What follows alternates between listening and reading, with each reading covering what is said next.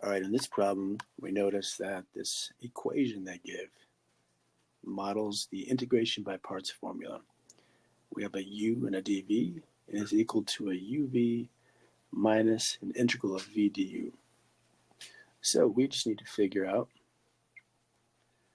which of these could be f of x. Well, let's set up the integration by parts. Let's start by letting u equal the f of x and the dv being the sine of x dx. Then let's figure out what du is, and working backwards, find out what v is. And that's pretty straightforward. So applying the integration of parts formula, the integral of u dv, which is f of x sine of x dx, is equal to uv, so f of x negative cosine of x, minus the integral of v du. And v is the negative cosine of x, and du is f prime of x dx.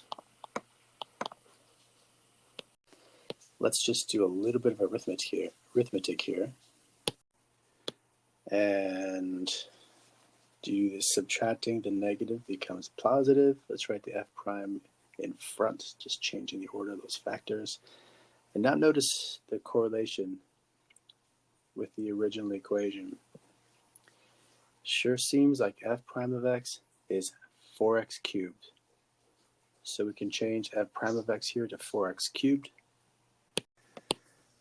dx, and now do the antiderivative to get u. And the antiderivative of 4x cubed is simply x to the fourth. F of x could be x to the fourth. There you go. That's number 24.